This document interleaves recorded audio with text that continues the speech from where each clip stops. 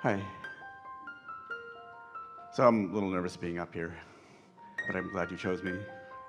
So that means your desire was stronger than your resistance. If your fear had been the most dominant, we would not have seen you. So your desire is more dominant than your fear. So the calling, you see what we're getting at? You're just always wanting to watch that balance. Soothe yourself, talk the fear down. Nothing serious going on here.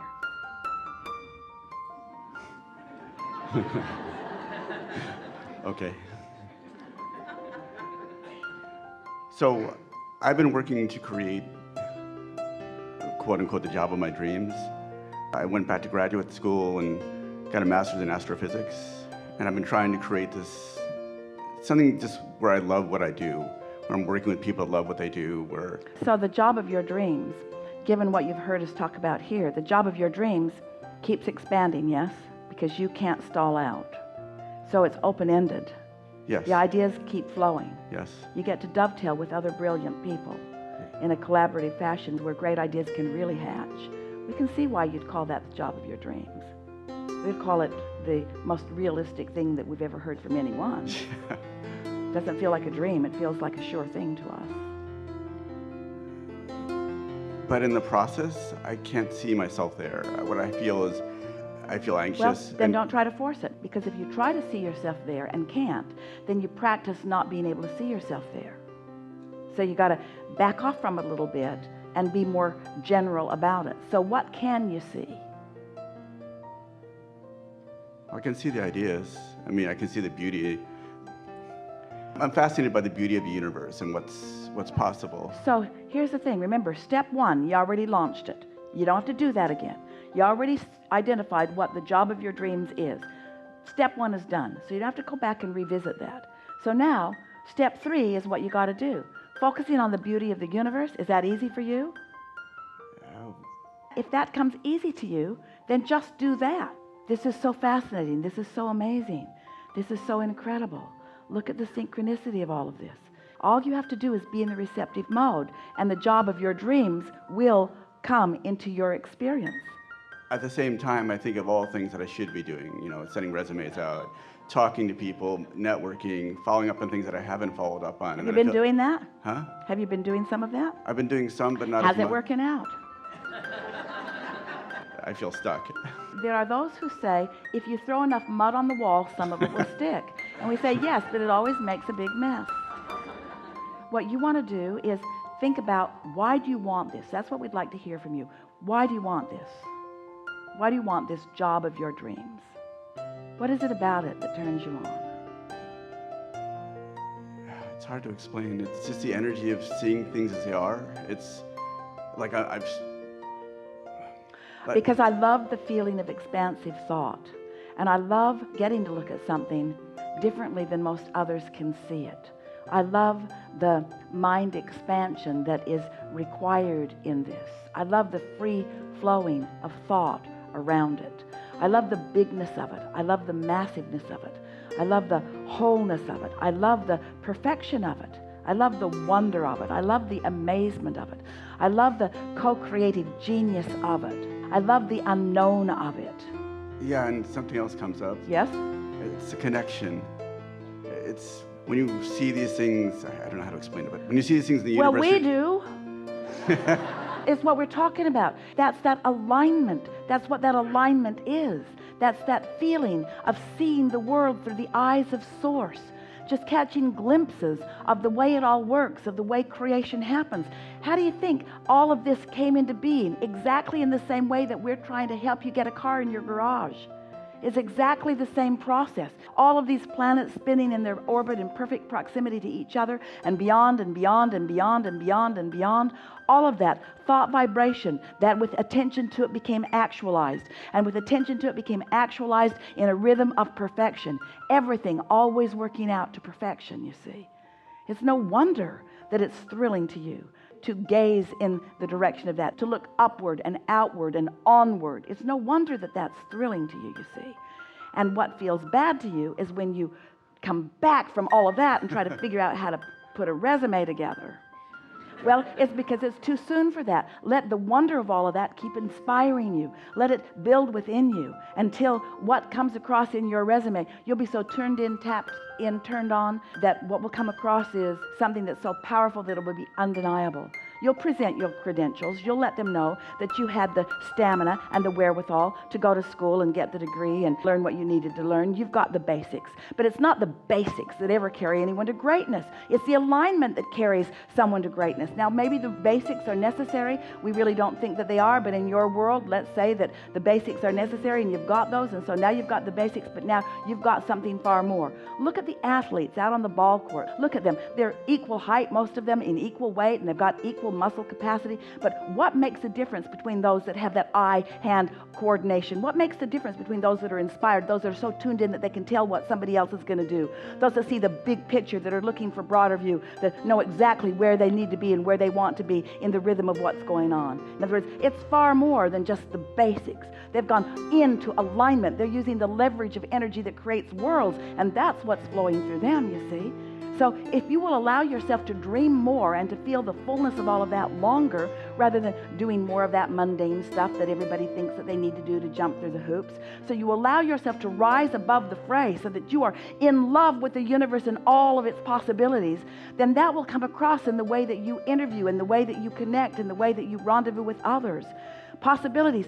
Science is so interesting. You know why it moves so slowly? Because everybody thinks everybody has to agree on everything. So you take the slowest minds and you drag them along with the fastest minds. Everybody has to agree. But it's always those that were thinking outside the box that figured everything out. Look at them all through history. Many of them were put in jail. They were so weird because they were not willing to follow. Well, those days are gone. Nobody's going to jail you. The worst thing that could happen to you is that they might misunderstand you, but they will revere you if you allow your mind to soar in the way that you have the potential of it soaring. So you've got the basics, you've got the credentials, you're in the game. Now let yourself dream into that place of feeling wonderful, and then the words that flow forth from you are, I was born for this. I've got this intuitive knowing. My mind takes me places that I've never been before. The idea of understanding this expanding universe, things occur to me. It is so exhilarating when you hook in with that broader perspective. And every single invention, every single understanding, concept, mathematics, everything that has ever come into this physical world has come by one person who stood apart, who didn't do the mundane stuff that everybody else was doing, who stopped feeling guilty about jumping through the hoops that everybody was jumping through, and allowed themselves to be for a longer period of time in that atmosphere of belief and understanding, and then the thoughts begin to flow in a big, big way. And you will never be happy under any other conditions. You got to go there. We always enjoy visiting with people who have called themselves creative. You all are, no matter what your endeavor, but those in music or those in art or those in science who have felt what it feels like, those in sports, biggest population, who feel what it feels like to be in that zone, who know what it feels like as you just catch glimpses of that alignment. And in that aligned state, you turn your attention toward something of interest to you, and you see it open in a whole new understanding. And if you don't need to scamper and get confirmation from others who aren't there, who aren't in that receiving mode, that's why that calls you. You want to be in the receiving mode that nobody else has received. You want to be in the receiving mode that nobody else has received. You're not a regurgitator, you're a creator. Yeah. I have a question, though. Yeah. Well, we did get a little carried away.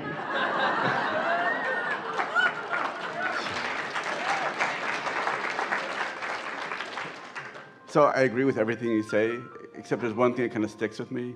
When you say you have the credentials, when I talk to people in the field, I have a master's right now, and they're like, well, you don't have a PhD, you don't have a postdoc. There are all these hoops that people tell me, well, we can't consider you because of these reasons. You know, or you don't have this programming experience or whatever it happens to be. And then I get stuck because I'm like, well... Then you're talking to them too soon. You're talking to them too soon. When you're in that state of alignment, you carry a credential with you, a vibrational credential. Look at the greats.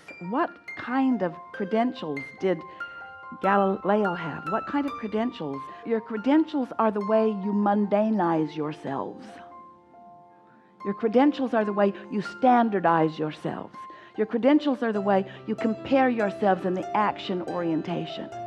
You're talking about inspiration. You're talking about alignment. Do you want to be part of the system that is requiring you to jump through hoops? Or do you want to tap into the genius of the universe and make something big happen? Esther and Jerry read a book a few years ago, stuck in their minds. It was a man who was talking about travel and how to make travel easy. And he was talking about how to interact with airlines and how to interact with hotels and so forth. And he said, if you ask someone to do something, make sure that they have the power to give it to you.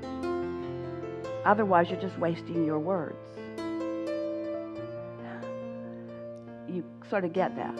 Ask somebody that has the power to make the water hotter in your room, and so on. Otherwise, it's just a waste of time.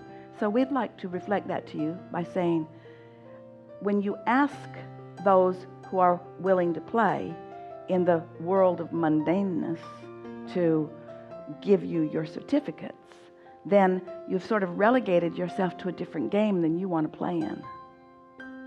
And we think that's what's grinding at you.